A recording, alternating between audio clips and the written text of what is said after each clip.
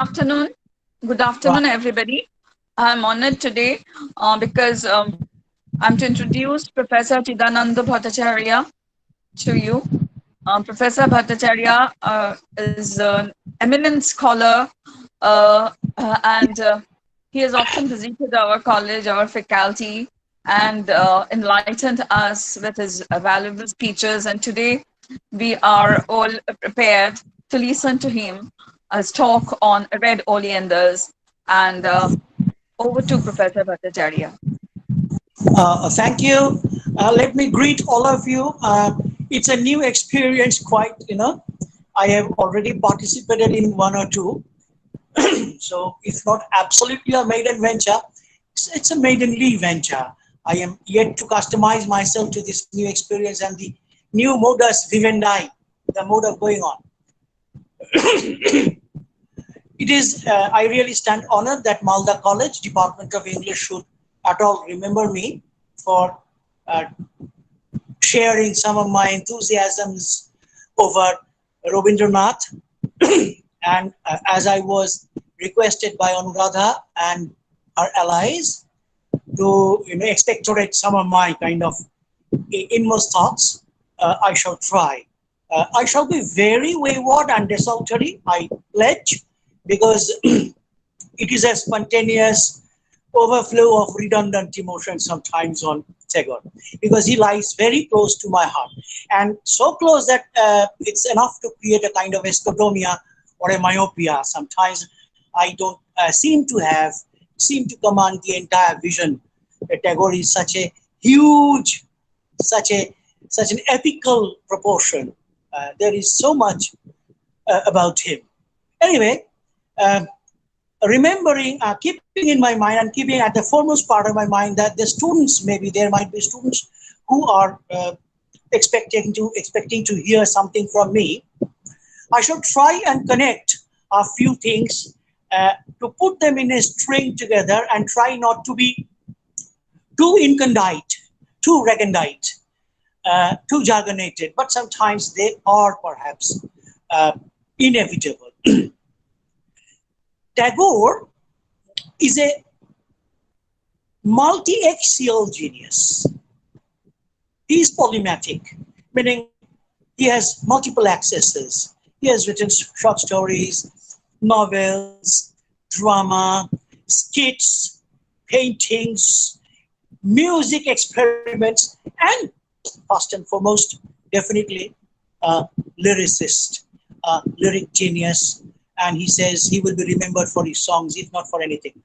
I have a hunch, I have an inmost feeling that even if he had written only if he had practiced only one of the genres, one of the forms of literature or aesthetics, painting or whatever, he should have been apportioned a Nobel for that.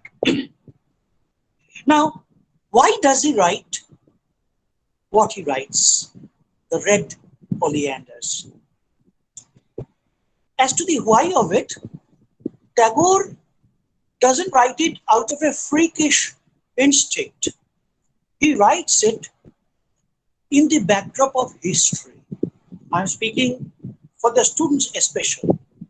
So naturally, let me try to historicize the, the inner story of the occasioning of the play in his mind. Why does he write such a noble thought and inscribe them in the form of drama? Is it drama or is it poetry?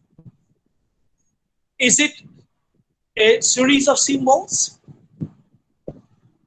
It is all of this and more. Now, to begin from a little before the beginning, by just 4 or 5 centuries, Tagore is a post-colonial entity. I say post-colonial, not with a hyphen, not with a marker in between, but affective temperament-wise. The moment the colonial era started, the subject people, those who are governed by the ruler, and the ruler themselves are into the post-colonial time. So the temporal template is different. Before Palashi, the Plassey, and after the Plassey, history has been different. The fates of the ruled are being determined by the colonial overlord. And the colonial overlord tries to inject into the ruled its, out of its hegemonic bid to rule, as you are all perhaps acquainted with the modern notions of the hegemony. There are several standard pronunciation standards.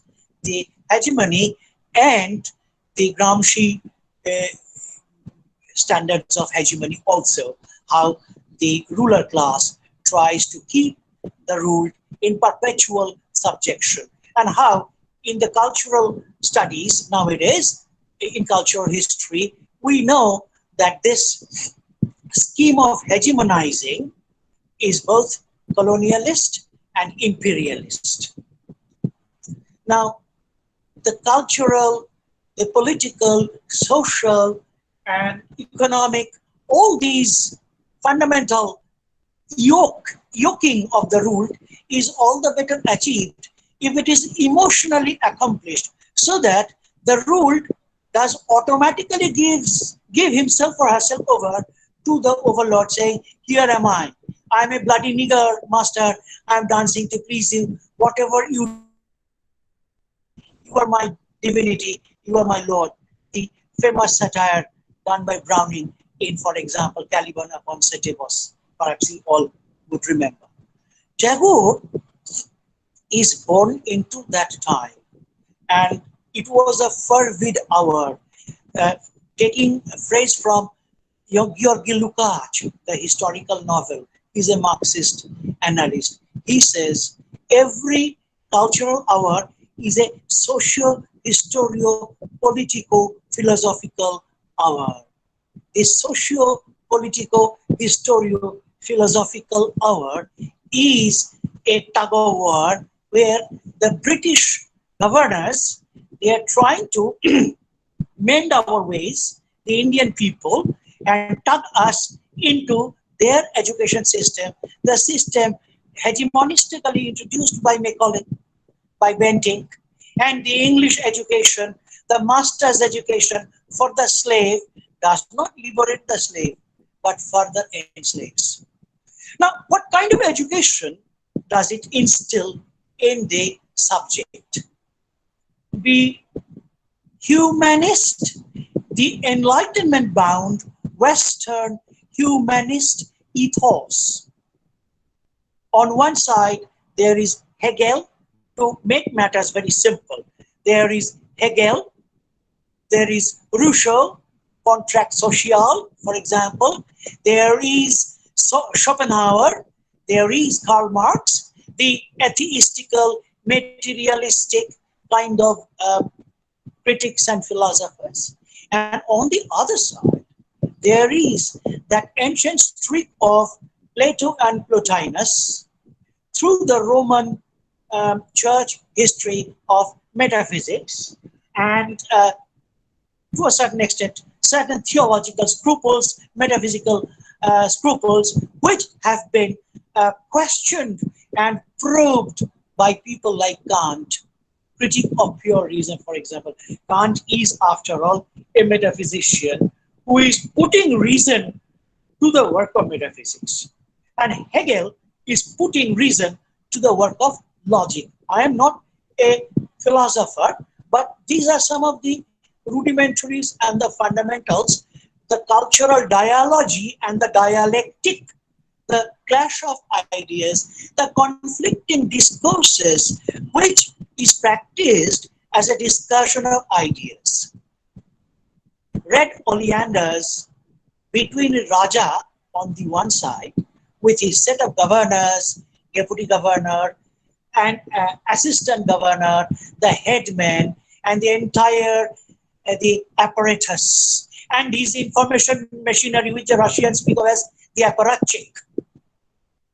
the Kenaram, for example, the Goshai, for example, the ideologues of that practice, those who sell the ideology of that particular system. That, and if you go to, for example, Foucault's archaeology of knowledge and madness and civilization, etc., you will find that the master class is trying to, remain one up always ahead of the ruled, the underdogs. And there is this humanistic education is specially used by the logic choppers to manipulate the social code and CORPS, for example, the society and the body polity of society in its praxis of ideas, culture, etc. So that there, to borrow phrase from Marx, the production is controlled.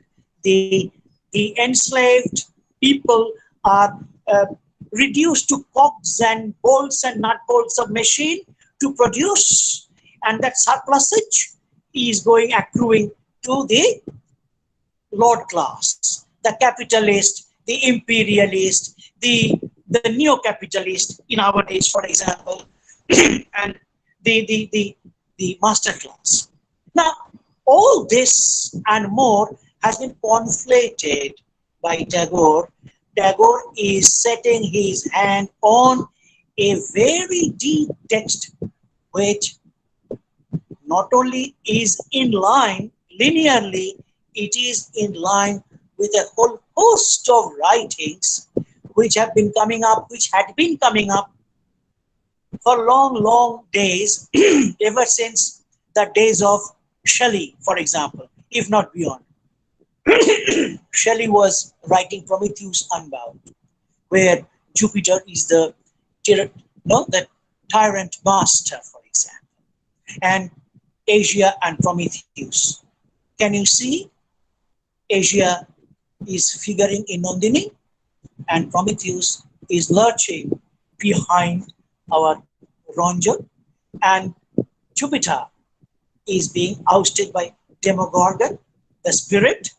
The Demogorgon spirit is what Nandini inspires in the people of the Yakshapuri, the mining city, and Phagulal, manages to drive people towards that. And the spirit of endurance, the spirit of liberty, the spirit of freedom is Prometheus. So this Promethean promise was there in the Western dialectic. This Western dialectic of Prometheus is a romantic dialectic. All that I wanted to say is that the belief in some idea, be it political, be it metaphysical, is something romantic, something idealistic, something ideal, not pertaining to the corporal, to the bodily, to the material. Now, Europe had been more and more leaning over to the material.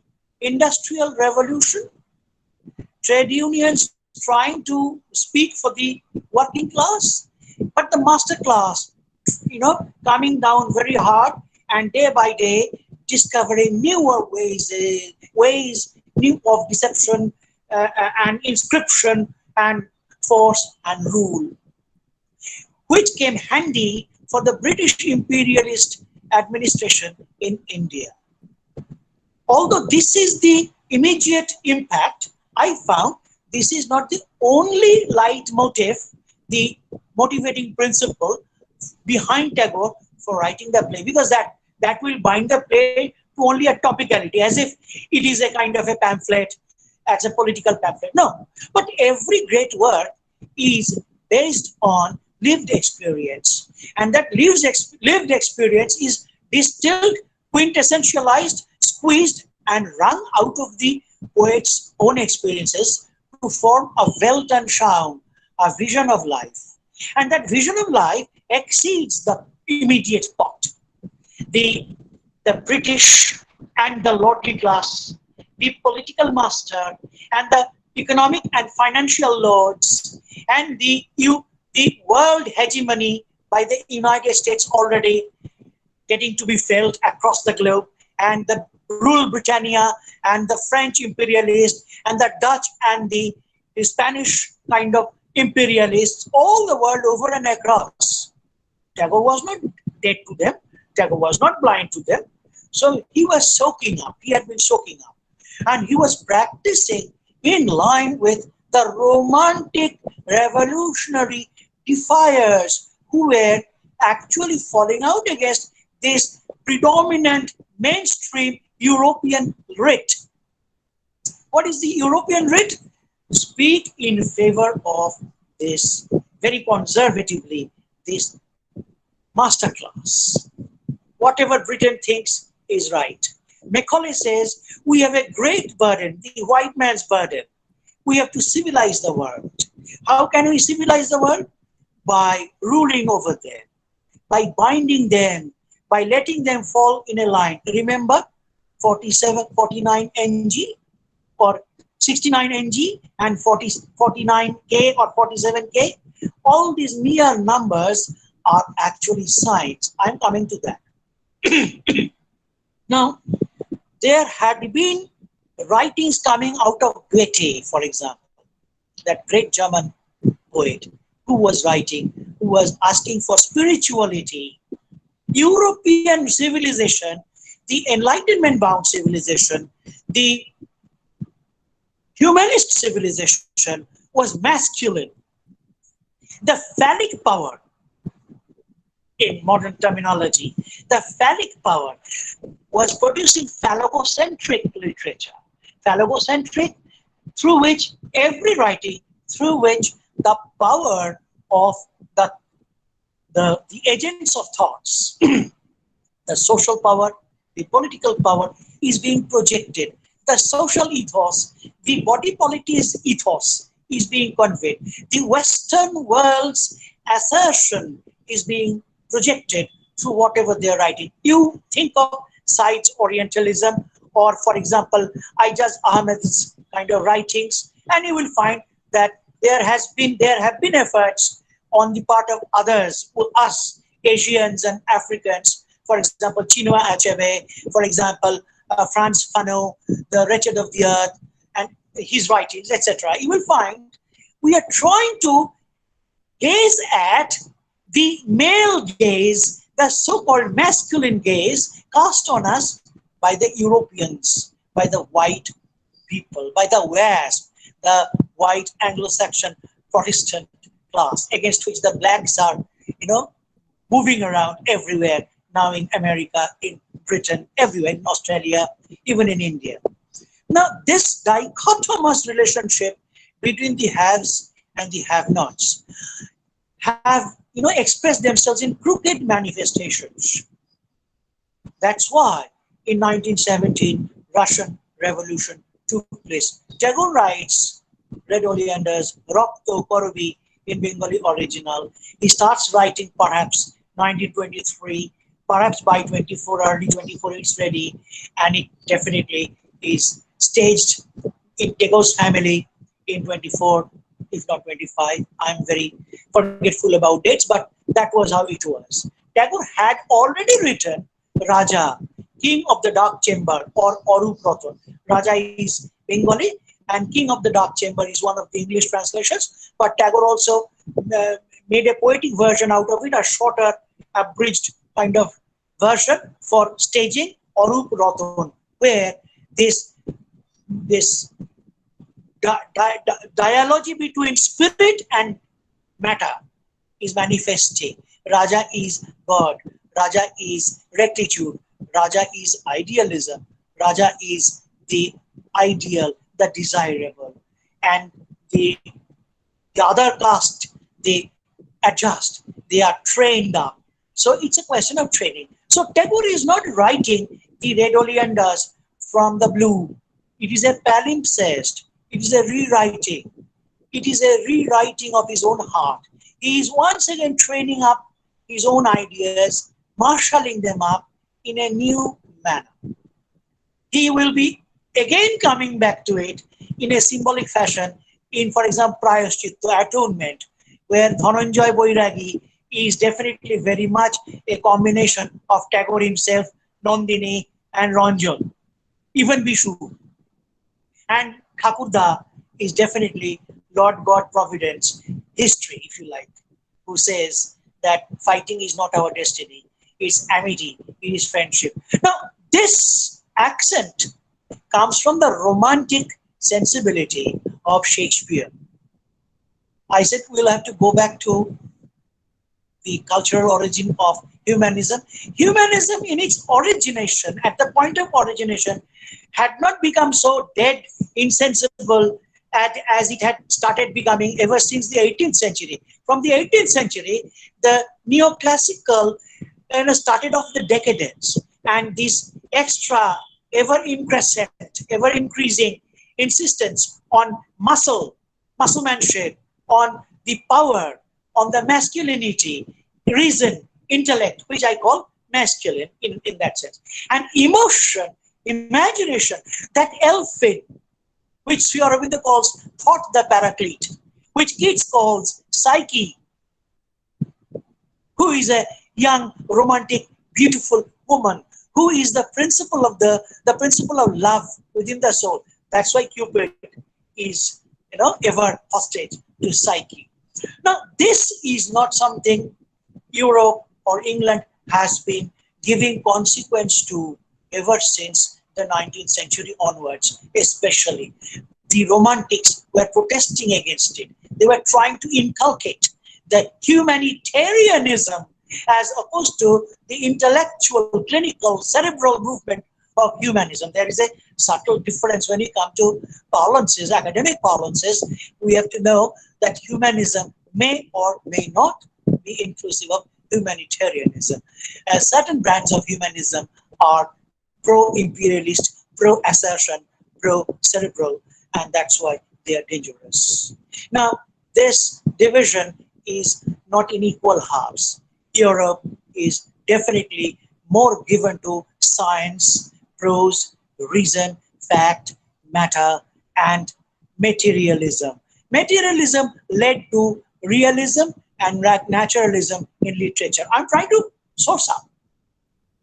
So that naturalism and materialism, which of course gave rise to the kind of conflict in the father sequel in the French literature of the later half of the 19th century, where we find that there are definitely writers who are writing in the realistic fashion, like Zola, for example, Maupassant, for example. They are made realistical, naturalistical. That bend is also taking over by Arnold Bennett, Anthony Trollope, all those of them. Even the kind of the farces, the late 19th century bedroom farces, the Palais Royal farces, written by the French dramatists and their English counterparts, for example. They are all writing realistic plays. Ibsen is writing naturalistic plays. But from the poetic corner came a passionate rebuttal of this approach to naturalism. Nature, naturalism, psychological realism, and only the matter is supreme and nothing is there beyond matter. Karl Marx will be very a staunch supporter that there is no such thing as spirit. And there is only matter, mathematically and prosaically there. Schopenhauer is an in-between stuff. And Swedenborg is also an in-between stuff. So it's a great philosophical kind of battle they were battling out. And Tagore is participating in that vortex. Tagore, the Bengali Tagore, our Bengali Kobi, is absolutely continental. He is writing a continental play in Bengali. Saying this, I once again say, it is not just a continental play. It is not another of those stuffs which Strindberg wrote, for example, Et Dream play, for example, Dream Spell, Et Dream Spell, Dream play, for example, or the German writer, for example, Gerhard Johann Hauptmann, who wrote the Sunken Bell, for example, where there was an artist, who created out of bell metal, a big, big bell to be put aloft at the precipice of a church. He had this kind of idea that gods will be pleased, heaven will come down. This is a metaphysical, symbolist, expressionist drama. And the bell is, he cannot put it up there. It is, ocean drives it away, and the sunken bell gets sunk naturally. And there is a dream spell, a dream play, where the daughter of God, Lord God, Indra, for example, Jupiter, she comes down and she comes to, relieve people, humankind, mankind of their misery. And she is assisted by two divas, the two Victorias, who dance and who try to mobilize people's sentiment that, look, don't be just machines, don't be just beasts, be a man, be a human being full of the, soft core of love and mercy and etc. But they don't succeed. And naturally, the play ends in a tragedy, and the daughter of God, she has to get back to heaven, crestfallen, pessimistic. All these are pessimistic projections. Why, sir? Because these are actual critiquings. The socio-historio-political philosophic hour is being searched up and asked, interpellated, questioned by these dramatists. Oh, my society, please tell me, is there any way out of this muddied, sullied, heartless, reason-bound, very vulgar, debased social existence out of which Nora charged out in a doll's house, for example? Is there any way out? Can the soul be charged? And the answer is no. Society is weighing so hard, so heavy on us that we can't see any immediate exit out of this negative, dark environment. You go to the French dramatists, for example, Jacques Claudel, for example, Claudel's L'Otage, the hostage, where the protagonist is, imprisoned, very much like the king in the Red Oleanders. He is imprisoned. Why he is imprisoned? Which the power is, what kind of the power is, and why he is suffering. All these are left very obscure. But the ambience is dark and death is looming large. This is the soul of the European andro, the European man, male, purush, who cannot find or scent out a path. For example, go to the place of Metalink. You will find in the same day that Metalink also shows the same kind of, leisure volley, for example, L'Intrusa, for example. These plays, yes, the intruder, L'Intrusa, is an intruder who intrudes from outside world, but is not accepted by that world. The world rejects him. And leisure volley, the blind, the society has gone blind. People are asking for a path out of it, but they don't get any way out of it. So these are all entropy bound. Entropy, entropy is come to the end of a blind path or a blind sphere out of which you cannot exit. Exit, there is none. There is no solution. So Europe is always pulling down its chin, looking very solemn and grave, saying, our world is a very grey world.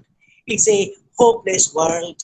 And you see, the culmination of such a thing is there in the Wasteland in T.S. Eliot, that the world is an arid, greying, deserted world. And W.B. Yeats has that great premonition in the second coming. The center cannot hold and things fall apart, isn't it? And oof, what a beast is, crouching forward, prowling and crouching forward to spell the doom of the. So it's almost, what is it? It's a doomsday kind of a spectra. From this, the discourse is taken by Rabindranath. Rabindranath changes the gear, makes a paradigmatic shift, writes the same play, apparently the same cast, the same characters, but in the oppositional distribution. That's marvelous. This is how every great dramatist injects his own kind of, what should I say, his own virility, his own virtue into it. The portmanteau, the suitcase, is definitely Strindbergian. There is Jupiter or Indra, there is the daughter coming down, trying to correct people, and she is threatened, and she is forced, and she is definitely tortured. All these things are done. And there is a kind of great pressure. Und Pippa tanzt, that is by Hauptmann. Und Pippa tanzt, and Pippa dances. Pippa is a beautiful woman who comes and dances. And she dances around the king, who is a demon, a great, powerful, muscular juggernaut. And that demon says, "Come to me." So that demon is European male. "Come to me. I want to discover you." And then the lady tries to please and placate him. And the demon gets angry and takes hold of the lady and crushes her. And it breaks into pieces. So naturally, Pippa breaks into pieces. Exactly the same scene is being repeated here between the Raja, the king, and Nandini. But Nandini doesn't break into pieces. It is Ranjan who is plummeted, who is lying flat, two-dimensional in the ground. And Nandini and Ranjan have an inexplicable unity, singularity of concept. They are two in one and one in two, the twain in the twist. Okay. Now, all these paradigmatic structures at the structural level is being accepted by Rabindranath, but there is a difference in the structuralist designing. What is structuralism? Structuralism is, as to my lay understanding, causation of meaning by manipulating the narrative, by structuring your narration in a way so that the raw materials will behave under the dictate of the author. Still there is an author. Okay? I'm not getting into the postmodern, post-structuralist claim of if there is any author. There is and there isn't maybe. But accepting still for the sake of the students, let us accept that Rabindranath is indeed the author. He is auto, meaning he is the self who is writing.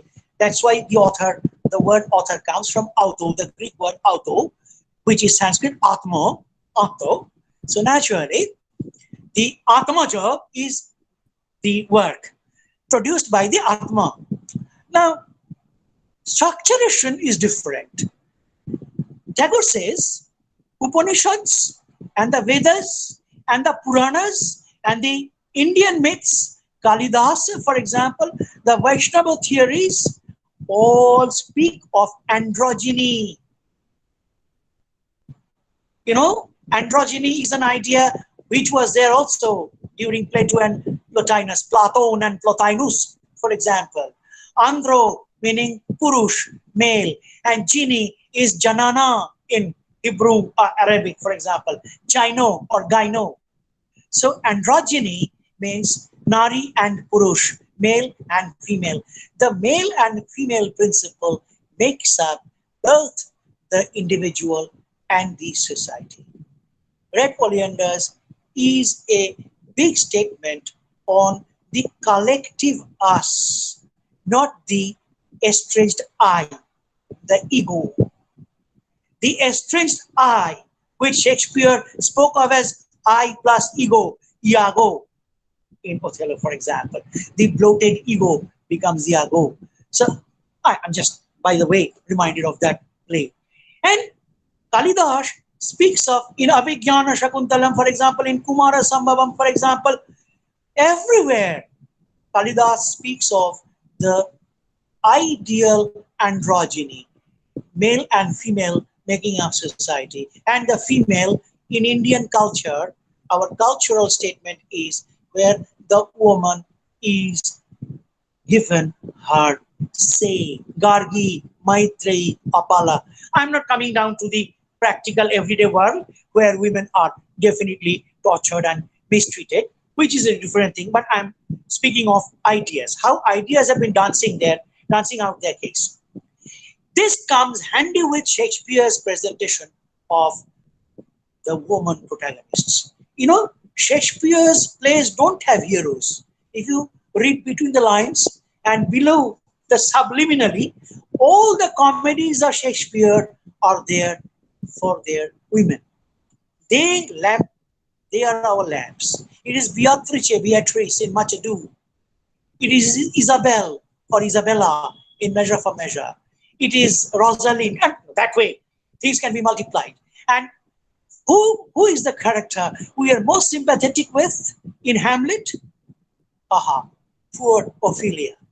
And we also, if we are adult enough, we can also feel a little sorry for Gertrude, whatever, that the lady was actually being stashed around between the two males, the father and the uncle, and she couldn't cut a course and Hamlet. So there is a triadic distribution, and Gertrude fell through the interstice. So that's how we are always reminded of Shakespeare giving such an extra large, extra life importance. And the ladies in Shakespeare are always teachers of their male counterparts. Miranda for Prospero, Cordelia for Lear. Everywhere you will find the same is the case. For Portia, for example, Antonio and Bassanio, Portia, and Calpurnia for Caesar, Portia for Brutus, for example. So this is how the woman is needed on the scene. This woman is the red in the oleanders. Or in fact, the woman is the red oleanders in the desertified town of Yaksha Puri. What is Yaksha? Tagore himself says, Yaksha is the antipode, the South Pole to Lakshmi. Excuse me, can I have my sips at tea? Yaksha is the god of wealth. Yaksha has been drawn consciously in the image of Mammon in Ben Jonson's Vulpani. And Vulpani was training after Celia. Vulpani was trying to reach out to Celia, and Bonario was suffering. You see, the same paradigm. The paradigm is me, him, and you. The lady, him, and me. Ranjan is me, and the king is him. Or the king is me, Ranjan is him. And two contestants for the central character, Nandini. Tagore himself says Nandini is the central character. Now the Yaksha Kubera is also there. For example, in Davidson's God and Mammon play, there is another English play. Davidson has already shown how Mammon is playing the devil. Mammon is, greed for wealth. He's a god of wealth in the pagan mythology. Every symbolic play is a mythification in a way. Now, what is the difference between a sign and symbol? A sign is an arbitrary adjustment of a particular written or painted or verbal sign, meaning something, an index for something, which is made up by our reason. That look, from now on, if I raise one finger, you will know that I am not ready. And if I raise two fingers, you will know I am ready. This is arbitrary. It could have been if I raise four fingers, I'm not ready. If I raise five, I'm not ready. So this is the sign to meaning relationship. This is semantic relationship. Okay? This is reference and referred relationship.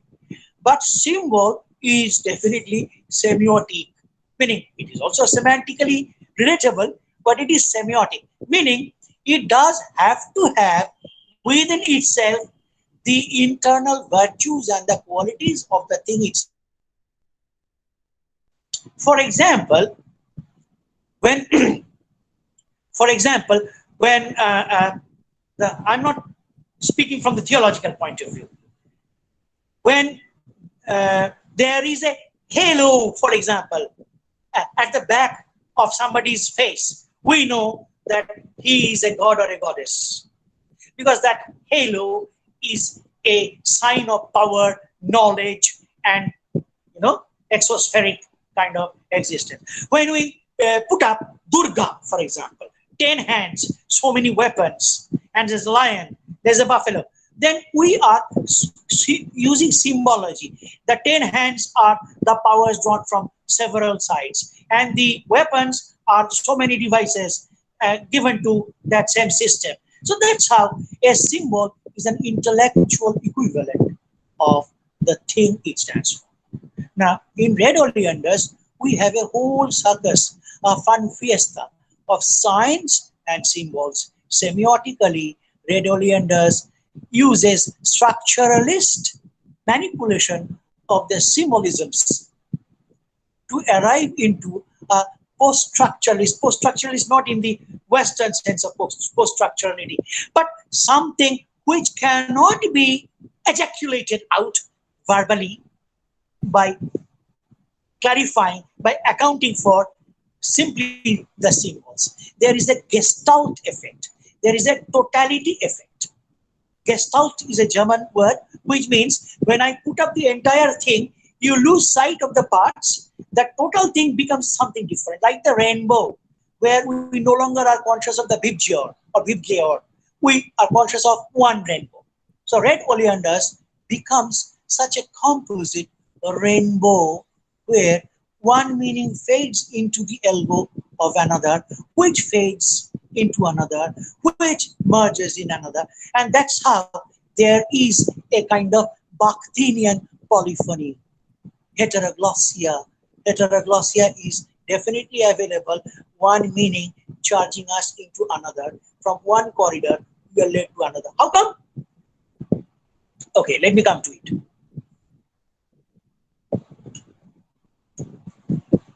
Rama, Ravana, and Sita. Tagore himself clarified that he was aware of this antagonism between Ram, Ravan, and Sita. This Ram, Ravan, and Sita is repeated in, for example, Mammon, for example, Volpani, Punario, Celia. Okay? Antony, Caesar, and Cleopatra, politically, the power. So there are this triangular contest is very much there. In, for example, in Strindbergian play, a dream play, there is this triad. The officers are trying to get hold of the daughter of Indra, and the daughter falls in love with a human being. So all these are very much replicated in Tagore. But it is not a replication, it's not a duplication, it's a replication of the form. But the meaning is rerun. It is a counter discourse where it does not end up in pessimism. It does not end up in a strong red revolution either. For example, Strindberg's chrysanthemum, the famous flower of the daughter of Indra. The flower is chrysanthemum, absolutely purplish red. That red becomes blood-stained. It's a tragedy. And that chrysanthemum is blood-stained, it is love, but it is also revolution, defiance. And you will find in W.B.Yeats's play, for example, The Shadow of Waters and Distance, Yeats also writes symbolic plays. He also speaks of a woman becoming, enchained and trying to, and a woman trying to free, trying to kind of mesmerize, trying to mobilize powers in man. For example, Maud Gonne was there. for WBH. Lady Gregory was one of the inspiring characters. But they can't, because the world will end in death, power will be here, the world is a bad place, and Goethe says the world is a bad place. Baudelaire says life ends in suffering. There is suffering, and the line of Baudelaire extends through Baudelaire, through T.S. Eliot, even to the absurdity of, for example, Jean-Paul Sartre, for example, Nausea, for example. Life is absurd. Life is meaningless. Life is comically tragic. Samuel Beckett, the absurd, waiting for Godot.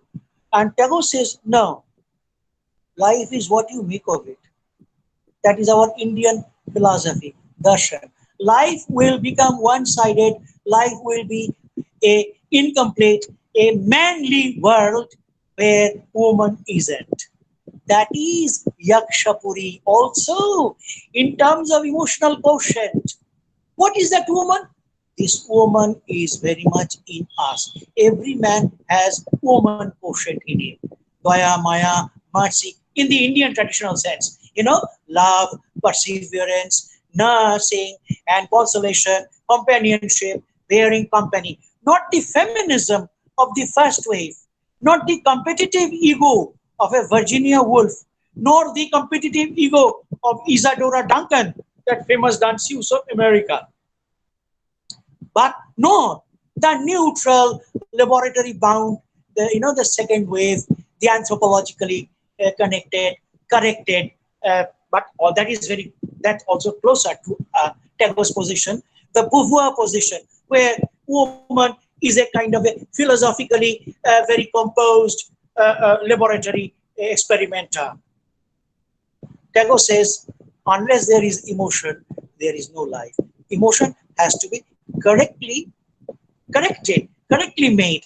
The king's emotion, king in Freudian terms, is it. One man's basic, base, selfish instinct. And this basic, base, self-instinct has made the European civilization so greedy, so needy of emotional riches. Europe is rich in matter. Tagore says in Paschim Yatri diary, diary of the westward voyage, that I went to America, I found that it is the kingdom of Kuberas, where people are all mindlessly running after riches, digging out gold, and males are hounding for money and wealth and everything, and people are ensnared. The entire system is ensnared in the greed for money, power, etc. At this moment, there enters upon the scene Nandini, the woman. That is Tagore himself entering on the scene of America, telling, Pogo, you are half done, half baked. Don't, listen to the voice of India, the Indian Swedes, that man and woman, you are not meant to run amok. Man, you are not meant to be a Jupiter. You are meant to be a Prometheus with, pleased with the pleasing company of Asia. It was not for nothing that Shelley spoke of Asia there. Asia is definitely India and Eastern civilization. It's definitely synecdoche for that. Now, the king has a course correction. What is that course correction? The king is the Western man, the Western mind, the imperialist, the cultural hegemon, the social, financial, economic, political hegemon, who is trying to, bind the entire world in the iron, shackles of iron. And he remains surrounded by a cage. What is that cage? That cage of, I am the Lord of the universe. This hubris, or the hubris. And this caging is also self-ignorance. He remains split. He remains divorced from the world, from nature. That's why this caging is a self-deception. This caging is both physical and psychological. We can't go and meet the leaders of the world because they are oligarchs. They are they are plutocrats, oligarchs. They behave like monarchs, and they are definitely like the wife of the governor riding the elephants or being drawn by the palanquins, and the diggers being used for donkeys and horses because the donkeys are all ill. Now, the satire Tagore does is definitely uh, sympathetic with the socialist kind of approach. Tagore is pro-labor. Tagore is pro-proletariat. Tagore is pro-laity. Tagore says all men are equal. It doesn't take you to be a Marxist to speak of that. It definitely comes from Jesus Christ. Love thy neighbor as thyself. And it comes from, definitely Upanishad. Yeah. Ma grida kasyasi dhanam. Don't show your greed to anybody. Ishavasya sarvam yat kinti jagatang jagat ma krida kasasit dhanam. And what is it? And Buddha says, Maitra Karuna Evacha. With Maitri, feeling of amity, and Karuna, holy, pious feeling of compassion. These are also the messages of Buddha and Upanishad. And these are messages of the Vaishnava Sahityas, which comes in handy with Tagore's mercy, that is heaven sent. And, Portia's speech on mercy, for example. And every time in Shakespeare, the final word is one of mercy. And mercy is definitely going back to the Christian idea of Lord's mercy. So Tagore uses it to show, to get indent into the hardened heart of the king. The king is at once a character, a person, as an idea. That's why the entire play works out like an allegory. Allegory. What is an allegory? Alle meaning anya, other, different. Greek allo, which is cognate with Sanskrit anya, allo, and gori. Gori means story. So you speak of one thing by referring to another. The allegory is at the actional level. The king is a king. There is a woman brought from a village, and the other people have been brought to the city. They are all reduced to skin and bones. They are all sent under the earth to dig out gold, etc. And all those beautiful young men who had been, wrestlers and fishermen and singers and etc. They have been sucked out of their soul. They have been sucked dry, and they are almost hobgoblins. Life in death and death in life. Tagore surely was thinking of Coleridge. Alone, alone, alone on a wide, wide sea, nor any drop to drink. So definitely life in death in T.S. Eliot, life in death in Coleridge definitely figures very much in Tagore's Red Oleanders, life in death, in those characters whom Nandini shouts out, who are you? Why don't you, know me? How have you become all these things? And Phagulal, the name is Phagun. Definitely it is allegorical, it is symbolic, it is iconic, it is an icon, it is a symbol of Phagun, Vasanta, spring. Phagu is definitely that colored powder or that color, exchange of color, the color he takes from Nandini. And Vishu is Vishwa. So this is the empathy, the feeling of love for the whole world. That's why Vishu sings of those romantic songs. The song that would have come out of Wordsworth would have come out of Keats. That's it, isn't it? Beauty is truth, truth, beauty. That is all you know on earth and all you need to know. Amar ogompare duti, etc.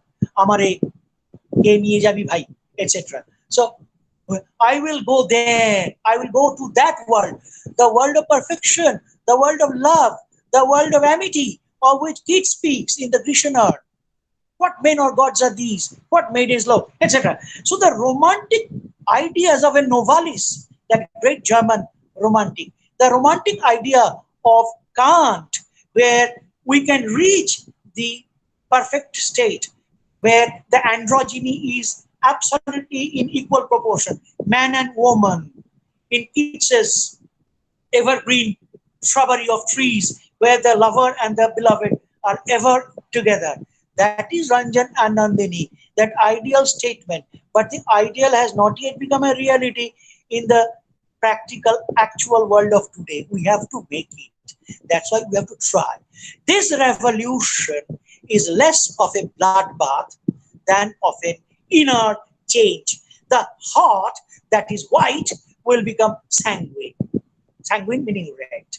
The king takes the color of red from the red oleanders. Every character, the deputy governor, even the governor himself, and the characters, even Gokul out of his jealousy, Freudian jealousy, out, cannot avoid the hidden attraction for the red oleander. What is the red oleander? The red oleander is dangling around the breast of Nandini.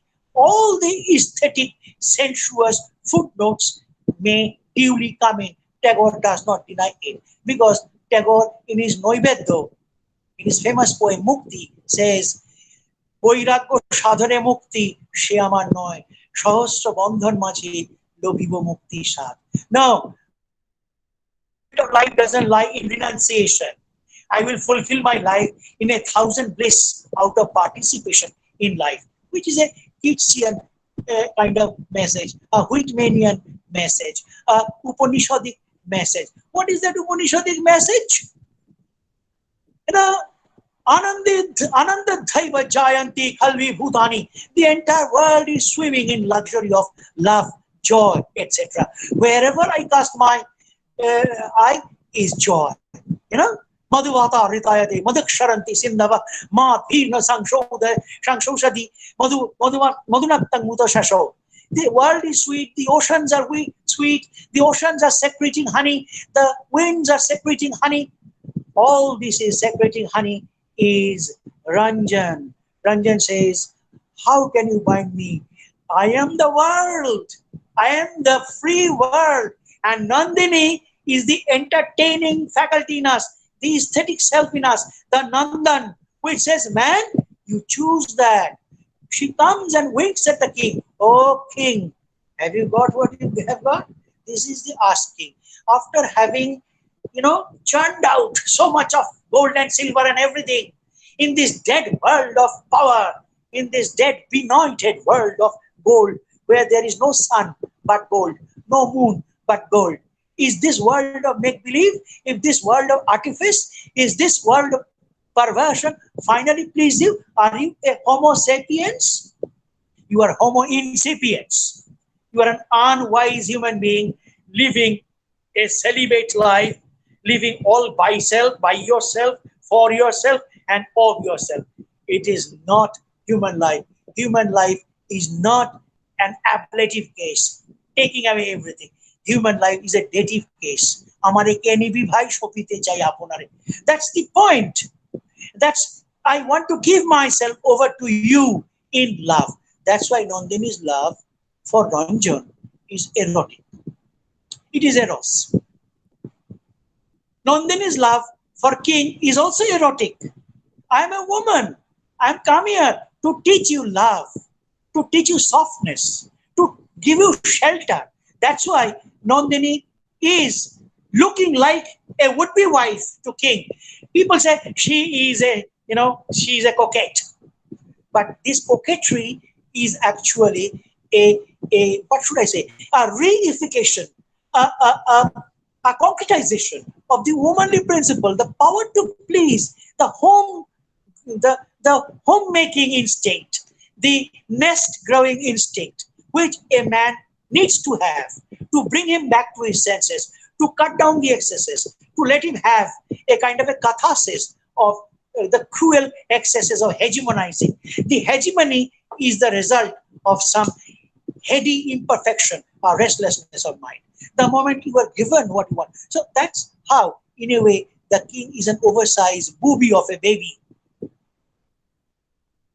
And Ranjan is an idea. Ranjans cannot come on into the stage because idea of a perfect future, idea of a perfect balance, a perfect symmetry, where man is in exact and perfect sync with nature, has not yet taken place. That philosophical historical hour has not yet come. So Tagore very befittingly has not allowed Ranjan to step into the play as a man. Here I am. We all kill Ranjan through our imperfection. We all murder him, butcher him. That's a great ecological statement. The play is a great ecological statement. Okay. Now I can go on. Where is the post-structurality? Nandini takes her rasa, the juice, from Kalidas, from Abhinavagupta's reference of the colors, the emotive semantic semiotic resonances of the color red, Rudra rasa. What is Rudra or red? Red is love. Red is the mark of sun, the blazing sun. Red is anger. Red is a revolution. Red is, those fadings of those, what should I say? The serrated concatenation of different feelings, bhava, vibhava, anubhava, where so many soft feelings are the mauve, the rose, the sweet, reddish, the purple, all these color shades are coming in. So Abhinavagupta is very much onto our mind. And definitely Vishnugupta also speaks of Chanakya, and Vishnugupta also speaks of the political overtone of it. If I remember correct, yes. And that's how the Natya Shastra, Bharata's Natya Shastra, also Natya Shastra, the the drama, art of drama in English. Bharata's Natya Shastra also speaks of the several meanings of this red color. Definitely Abhinavagupta toes the line of Bharata, doesn't go beyond him. So we have had a long tradition of the color of red, which does the inner washings, the inside of ego. The hubris is taken away.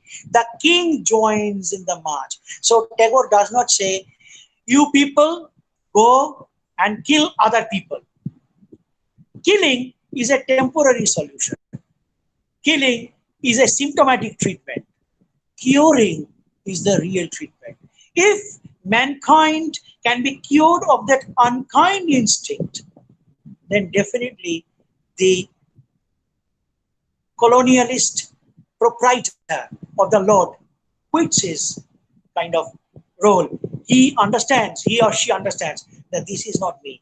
My truth, my ontological fulfillment lies in mixing with others. And that is what Tagore also speaks of in Gitanjali. That is the standard tune that we will be together.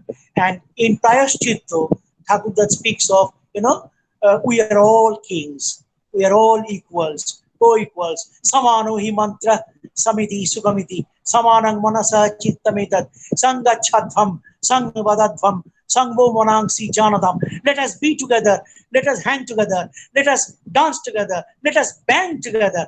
No, let us not hate and hit and fight together. We are human beings after all. This is the Indian message where woman teaches this famous thing, I am there. Fight is not the ultimate. It is sweet. It is love. It is not the redness of blood. But definitely we will have to shed blood, meaning we'll have to die and sacrifice, sticking to our ideals if need be.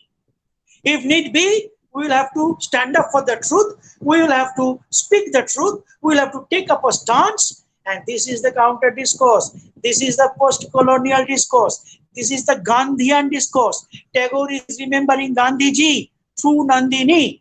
There are definitely Shivnath Shastri and others. Yes, they had talks with Rabindranath, and Rabindranath did not deny. Rabindranath was speaking of the Indian freedom fighters. Ranjan is also the freedom fighters.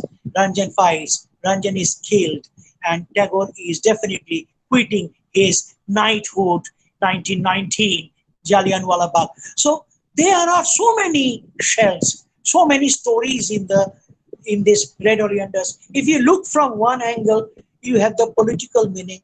From another, you have the cultural meaning. From another, the philosophical meaning. That's why we do not need to take a reductionist view, reductive view of the red oleanders as being particularly this and that. But it goes beyond the texturation of the Western. It's not a palimpsest of the Western play where people try, woman tries, but it's a male world which doesn't accept it. There is only death, which gives you acquittal. No, there is regeneration. Ranjans don't die. Nandini perhaps is not dead. Truth and spirit cannot die.